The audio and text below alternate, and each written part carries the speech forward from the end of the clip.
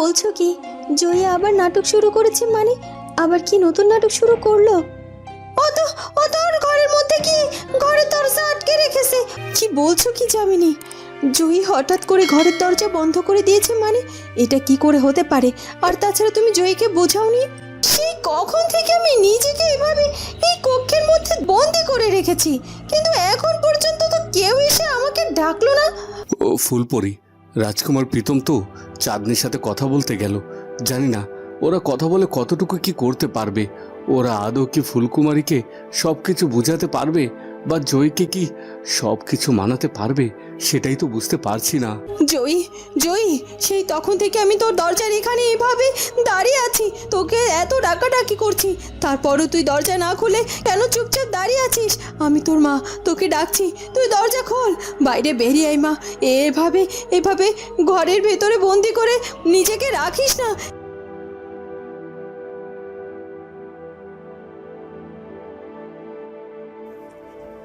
এ কি রাজকুমার প্রীতম সবাইকে এখানে কেন আনলো? তাছাড়া এই জায়গাটিতেও আমি এর আগে কখনো দেখিনি, এদিকটাতে তো তেমন আশাও হয়নি। আর রাজপ্রাসাদে এমন একটা জায়গা আছে এটা তো জানি না।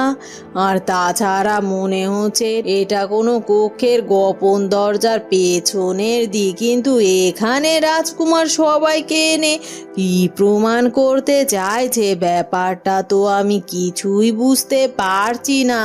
আচ্ছা, এদিকটাতে তো জয়ীর কক্ষ, এটা আবার জয়ীর কক্ষের পেছনে দরজা টরজা নয় তো?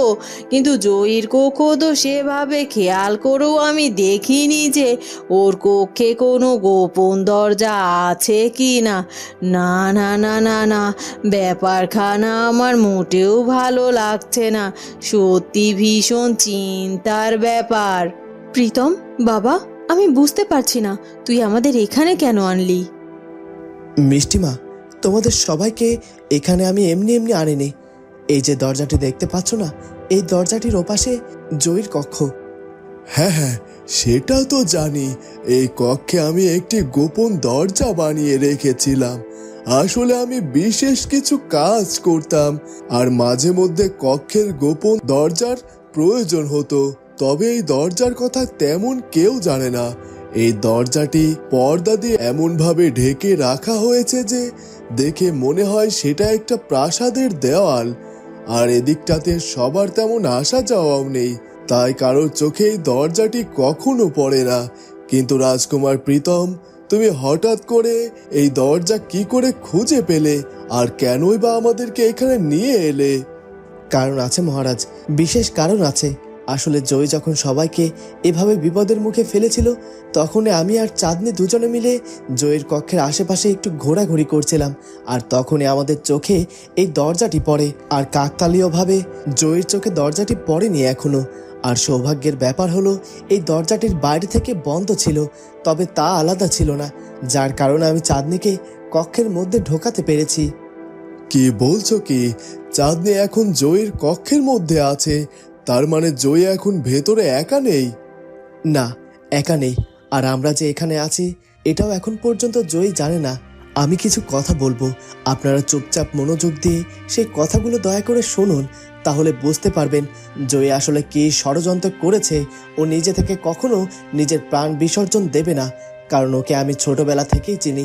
ও নিজের প্রাণের প্রতি অনেক যত্নশীল, ও মৃত্যুকে অনেক ভয় পায়। আর যা যা করেছে সব কিছু নাটক করেছে। আপনারা একটু ধৈর্য ধরে শুনলেই সবটা বুঝতে পারবেন। কি বলছে কি এই রাজকুমার প্রীতম? তলে তলে এতটা দূর পৌঁছে গিয়েছে। আর সত্যি সত্যি তো আমার মেয়ে বড্ড বোকা। চাঁদনি যেহেতু ভেতরে ঢুকে গিয়েছে, ও চাঁদনিকে তো সব সত্যি এক এক করে বলে দেবে, আর এখন সবাই সবটা জেনে যাবে। আর আমি এখানে দাঁড়িয়ে থেকেও তো জয়ীকে কোনোভাবে সতর্কও করতে পারবো না। তাহলে কি করব এখন আমি? তাহলে কি এখন সব কিছু ধরা পড়ে যাবে? আমার মনে হচ্ছে রাজকুমার প্রীতম এসব কিছুই হবে না। আমি জানি আসলে জয়ী ভীষণ কষ্ট পেয়েছে, সে তোমাকে ভীষণ ভালোবাসে আর তাই সে তোমাকে বিবাহ করতে চায়। আপনি দয়া করে একটু চুপ থাকুন। জয়ী আমাকে ভালোবাসে, সেজন্য নাকি সে আমাকে বিবাহ করতে চায়। সবকিছু এখনই বোঝা যাবে। তখনই দাসী সেখানে চলে আসে।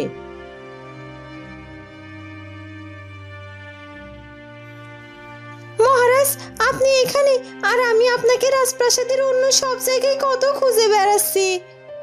কি হলো কি দাসী, তুমি হঠাৎ করে আমাকে খুঁজছো যে? কি হয়েছে কি? আসলে মহারাজ, রাজগণক মশাই আপনাকে খুঁজছিলেন। আপনার সাথে নাকি তার বিশেষ কিছু দরকার আছে। ও, রাজগণক মশাই এসেছেন বুঝি? তবে উনি কোথায়? রাজদরবারের পাশে একটি কক্ষে দাঁড়িয়ে আছে, আর আপনার জন্য উনি অপেক্ষা করছে। ঠিক আছে দাসী, তুমি যাও, আমি এক্ষুনি আসছি।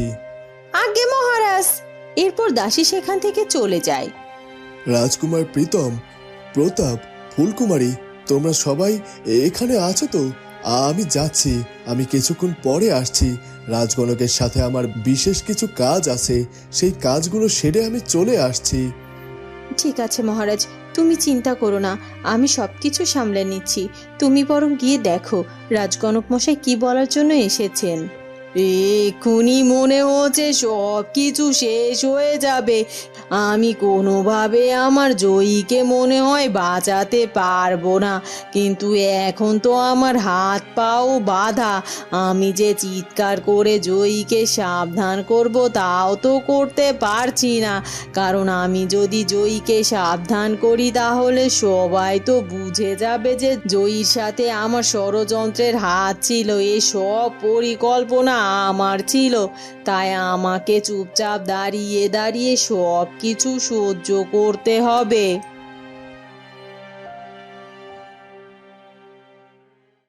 জয়ী, তুমি এসব কি বলছো কি? তুমি শুধুমাত্র আমাকে কষ্ট দেওয়ার জন্য রাজকুমার প্রীতমকে বিবাহ করতে চাও? তার মানে তুমি যে বলো তুমি রাজকুমার প্রীতমকে নাকি অনেক ভালোবাসো, তাহলে কি সেসব মিথ্যে কথা? সত্যি বলতে সে সব পুরোপুরি মিথ্যে নয়। রাজকুমার প্রীতমকে আমার ভালো লাগে, আর তাছাড়া রাজকুমার প্রীতম একজন রাজ্যের রাজকুমার। তার সাথে বিবাহ করতে পারলেই তো আমি চন্দননগর রাজ্যের রাজবধূ হয়ে যাব। ওই চন্দননগর রাজ্য আমার হয়ে যাবে, তাই না? শোনো চাঁদনি, আজ তোমায় আমি বলছি, তুমি রাজপ্রাসাদে এসে আমার রাজকন্যার জায়গা কেড়ে নিয়েছো। এখন রাজকুমার প্রীতমের সাথে আমার বিবাহের কথা, আর তুমি তাকেও আমার কাছ থেকে কেড়ে নেওয়ার চেষ্টা করছো। কিন্তু এটা তো আমি কোনোভাবে হতে দেব না। আর আমি জানি রাজকুমার প্রীতম তোমায় ভালোবাসে, আর তুমিও রাজকুমার প্রীতমকে ভালোবাসো, কিন্তু আমি তোমাদের কোনোভাবে কিছুতেই এক হতে দেব না। আর তাছাড়া আমি মাকে বেশ ভালোভাবে হাত করে নিয়েছি, তাকে দিয়ে কথাও দিয়ে নিয়েছি। আর মা তো এক কথার মানুষ, সে কখনো কাউকে কথা দিলে সেই কথার নড়চড় করে না। আর তাই রাজকুমার প্রীতমের সাথে আমার বিবাহ হবে বলে সে আমাকে কথা দিয়েছে, আর সে আমার কথাটা রাখবেই। আর এই সব কিছু তুমি দাঁড়িয়ে দাঁড়িয়ে সহ্য করবে। কিন্তু জয়ী, তুমি যা করছো সেটা অন্যায়। মা তোমাকে কত ভালোবাসে, আর তাই তো সে তোমার কথা চিন্তা করে তোমাকে রাজকুমার প্রীতমের সাথে বিবাহ দিতে চাইছে। আমার কথা একটি বারের জন্য ভাবেনি। আর তুমি কিনা মনে মনে এত ষড়যন্ত্র করে রেখেছো, আর তুমি যে এখনো ষড়যন্ত্র করে যাচ্ছ, এটা যদি মা জানতে পারে তখন কি হবে? তুমি যে ষড়যন্ত্র করে নিজেকে এই কক্ষে আটকে রেখে সবার আবেগ নিয়ে খেলা করছো, এটা কিন্তু বড্ড অন্যায় হচ্ছে জয়ী। না চাঁদনি, এটা কোনো অন্যায় নয়, এটা হলো বুদ্ধি। কারণ আমি খুব ভালো করে জানি আমি যদি এতটুকু অভিনয় না করি তাহলে রাজকুমার প্রীতমের সাথে আমার বিবাহটাই হবে না। আর তাছাড়া আমি বাধ্য করব রাজকুমার প্রীতমকে, সেও যেন আমাকে বিবাহ করতে রাজি হয়, যেমনভাবে বাধ্য করেছি মাকে।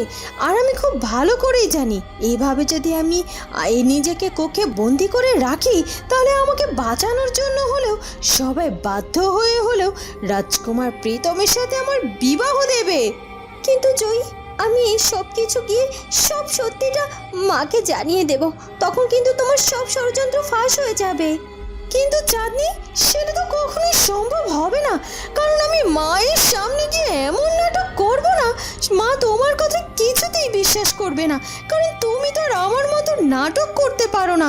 তাই মা বিশ্বাস করবে আমাকে, আর তুমি সেটা দেখে নিও। তাই নাকি? কিন্তু জয়ী, তোমার ভাবনা যে পরিপূর্ণ ভুল।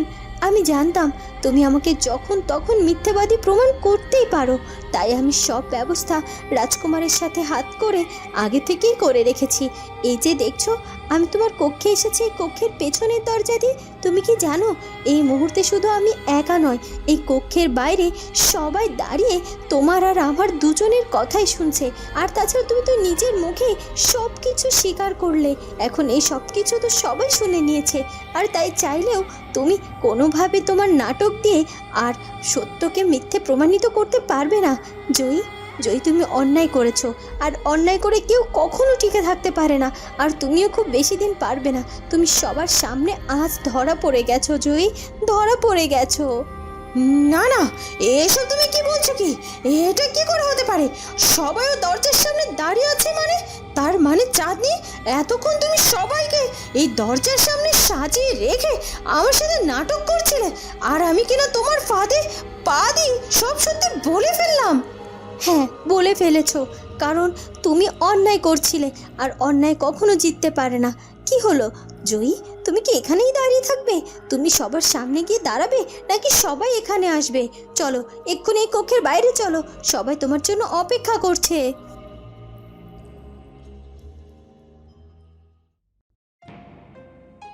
আর রাজপ্রাসাদে যে হঠাৎ করে কি হচ্ছে কিছুই তো বুঝতে পারছি না। মহারাজ আমাদেরকে এত আশা করে নিমন্ত্রণ করলেন রাজপ্রাসাদে তার মেয়ের হলুদের অনুষ্ঠানের জন্য, কিন্তু এখন তো হলুদের অনুষ্ঠান নিয়েই ঝামেলা বেঁধে গিয়েছে। হ্যাঁ হ্যাঁ, ঝামেলা বাঁধবে না? এই সব কিছু ঝামেলার জন্য দায়ী ওই জয়ী। আমরা তো সবাই ভেবেছিলাম আমাদের রাজকন্যা চাঁদনির সাথে রাজকুমার প্রীতমের হলুদের অনুষ্ঠান হবে, কিন্তু এখানে এসে দেখছি ওই জয়ী নাকি মহারানীকে হাত করে নিয়ে নিজের জন্য হলুদের অনুষ্ঠান সাজিয়েছে। কিন্তু চন্দননগর রাজের মহারানী নাকি এসব কিছুতেই মেনে নিচ্ছে না। উনি নাকি বলেছে আমাদের রাজকন্যা চাঁদনির সাথেই নাকি রাজকুমার প্রীতমের হলুদের অনুষ্ঠান হবে গো। আর এই নিয়ে বেঁধেছে যত ঝামেলা। হ্যাঁ, শুধু তাই নয় কি গো, এখন যখন আমাদের মহারানী সব সত্যিটা জানতে পেরেছে যে রাজকুমার প্রীতম আর রাজকুমার চাঁদনি দুজন দুজনকে ভালোবাসে, তখন ওই জয়ী নিজের জায়গা পাকাপোক্ত করার জন্য নাকি ঘরে দৌড় দিয়ে কি একটা নাটক শুরু করে দিয়েছে। এখন তো আমার মনে হচ্ছে ওই জয়ীটা নাটক করে নিজের বিয়েটা ওই রাজকুমার প্রীতমের সাথে কোনোভাবে আবার করিয়ে না নেয়। আরে না না, এত চিন্তা করো না। আমি তো রাজকুমার প্রীতমকে খুব ভালো করেই চিনি। এই রাজপ্রাসাদে কতবার এসেছে গিয়েছে, রাস্তাঘাটে তার সাথে কথা হয়েছে, দেখা হয়েছে। সে কেমন মানুষ সেটা আমরা খুব ভালো করে জানি গো। আর সে যেহেতু রাজকন্যা চাঁদনিকে ভালোবাসে, তাতে করে জয়ী যাই করুক না কেন, সে কোনোভাবে জয়ীকে বিবাহ করতে রাজি হবে না। সে রাজকন্যা চাঁদনিকেই বিবাহ করবে, দেখে নিও। হ্যাঁ হ্যাঁ, আমরাও সেটাই চাই। আর তাছাড়া রাজকন্যা চাঁদনির সাথে আমাদের রাজকুমার প্রীতমকে কি সুন্দর মানায়। তাদের দুজনের যদি বিবাহ হয় আমরা সবাই ভীষণ খুশি হব আর মন থেকে আশীর্বাদ করব। কিন্তু এখন আমরা কি করব? আমরা কি রাজপ্রাসাদেই থাকবো, নাকি সবাই যে যার বাড়িতে ফিরে যাব? আরে না না, এখন আমরা কেউ ফিরে যাব না। মহারাজ যেহেতু আমাদের নিমন্ত্রণ করেছে, আমরা সবাই এখানেই থাকবো। আর তাছাড়া আজকে দেখবে অবশ্যই হলুদের অনুষ্ঠান সম্পন্ন হবে, আর সেটা আমাদের রাজকন্যা চাঁদনির সাথে। সেটা দেখে আমরা আমাদের চোখ জুড়োবো, এরপর আমরা বাড়িতে ফিরবো, কেমন? হ্যাঁ হ্যাঁ, ঠিকই বলেছো। অনুষ্ঠান তো হবেই আজকে, আর সেটা দেখবে সত্যি সত্যি রাজকন্যা চাঁদনির সাথে রাজকুমার প্রীতমের অনুষ্ঠান। আর সেই আশাতেই তো আমরা আছি, আর আমরা বিধাতার কাছে প্রার্থনা করি সেটাই যেন হয়। ওদিকে রাজকনক রাজামশাইয়ের সাথে কথা বলছিলেন। কে বলছেন কি রাজগণক? হ্যাঁ মহারাজ, আমি ঠিকই বলছি। রাজকন্যা জয়ের সাথে কোনোভাবে রাজকুমার প্রীতমের বিবাহ দেওয়া সম্ভব নয়, কারণ তাদের কোষ্ঠী মিলছে না, আর তাদের সাথে কোনো বিবাহ বন্ধনের যোগসূত্র নেই। কিন্তু এর আগে তো আপনি এরকম কিছু বলেননি। আপনিও তো বলেছিলেন যে রাজকুমার প্রীতমের সাথে রাজকন্যা জয়ীর একটা শুভ দিন দেখে নাকি বিবাহ দেওয়া যাবে। হ্যাঁ বলেছিলাম, কিন্তু তখন ওদের দুজনের কোষ্ঠীটা গণনা করা হয়নি। আমি তো ভেবেছিলাম ওদের দুজনের কোষ্ঠী অবশ্যই মিলে যাবে, কিন্তু আমি অনেকটা সময় ধরে চেষ্টা করেছি ওদের কোষ্ঠী মেলানোর, কিন্তু কোনোভাবে ওদের দুজনের কোষ্ঠী মেলাতে পারিনি, আর ওদের দুজনের বিবাহ একেবারেই অসম্ভব। হ্যাঁ রাজগণক, বুঝতে পেরেছি। যাক, ভালোই হয়েছে। বিধাতা যা করে মঙ্গলের জন্যই করে। আমারও কেন জানি না মনে হচ্ছিল যে জয়ীর সাথে রাজকুমার প্রীতমের বিবাহটা একদম ঠিক হচ্ছে না। আর তাছাড়া যদি কেউ এখন জানতে পারে যে রাজকুমার প্রীতমের সাথে তার কোষ্ঠী মিলছে না, আর তাই কোনোভাবে তার সাথে বিবাহ সম্ভব নয়, আর তাছাড়া তাদেরকে এখন জানাতে হবে রাজকুমার প্রীতমের সাথে তার কোষ্ঠী মিলছে না, আর তাই কোনোভাবে তার সাথে বিবাহ সম্ভব নয়, আর তাছাড়া রাজকন্যা জয়ী ঘরে দৌড় দিয়ে বসে আছে। জানি না এখন কি হচ্ছে, আমাকে এখন ওখানে যেতে হবে। হ্যাঁ মহারাজ, আপনি এখন সবার সামনে যান, আর সব সত্যিটা জয়ীর মা এমনকি সবার সামনে তুলে ধরুন। রাজকুমার প্রীতমের সাথে তার বিবাহ কোনোভাবেই সম্ভব নয়, তাদের কোষ্ঠী কোনোভাবেই মিলছে না। আপনাকে অনেক ধন্যবাদ রাজগণক মশাই, আপনি এত তাড়াতাড়ি কষ্ট করে এই কোষ্ঠীটা গণনা করেছেন। এখন মনে হচ্ছে পরিস্থিতি সামলানো অনেক বেশি সহজ হয়ে যাবে। না না মহারাজ, ধন্যবাদের কি আছে, এটা তো আমার কাজ, তাই না? আমি আমার কাজ করেছি, এখন আমি আসছি মহারাজ।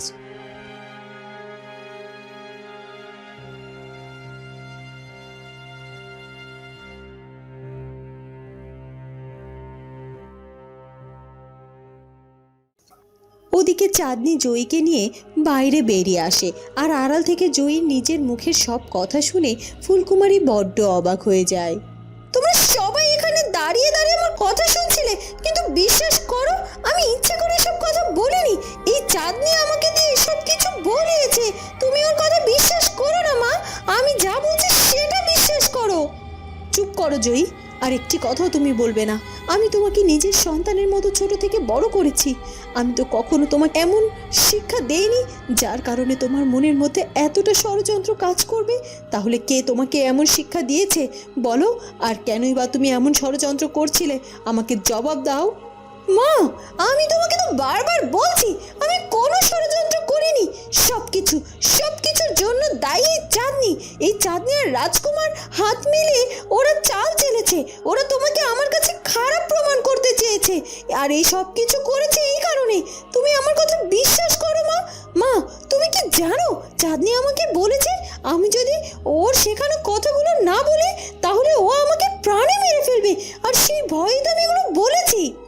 আহ, থামো থামো তুমি জয়ী, তুমি যে এতটা মিথ্যেবাদী এটা আমি ভাবতেই পারছি না। আর তাছাড়া তুমি যেভাবে কথা বলছিলে তাতে কেউ তোমাকে ভয় দেখিয়ে বা জোর করিয়ে বা প্রাণে মারার চেষ্টা করলে তুমি এমনভাবে কথা বলতে পারতে না। তোমার কথা শুনে আমি বুঝতে পেরেছি তুমি যা বলেছো নিজের থেকেই বলেছো, নিজের মনের সব কথা।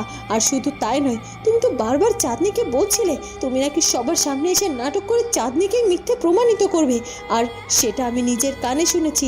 আর এখন তুমি সেটা আমার সামনে এসে একই কাজ করছো। কিন্তু এখন কোনোভাবেই তো তুমি অন্যায়কে আমার কাছ থেকে লুকোতে পারবে না জয়ী। আমি এই রাজ্যের রানী, অনেক বছর ধরে রাজ্য সামলাচ্ছি। কোনটা সত্য, কোনটা মিথ্যা, কোনটা ষড়যন্ত্র, এই সব কিছু আমি খুব ভালো করেই বুঝতে পারি। আর আমি এটা বুঝতে পারছি যে তুমি আমাকে মিথ্যে বলছো। ছি ছি জয়ী, ছি। তোমার কথাগুলো শুনে এখন আমার বড্ড ঘেন্না হচ্ছে তোমার উপর। তোমার সাথে যেন আমার কথাই বলতে ইচ্ছে করছে না। এখন কি করব আমি? এই রানী তো আমার কথা মানছে না। সবার সামনে তো আমার আসল চেহারা প্রকাশ হয়ে গেল।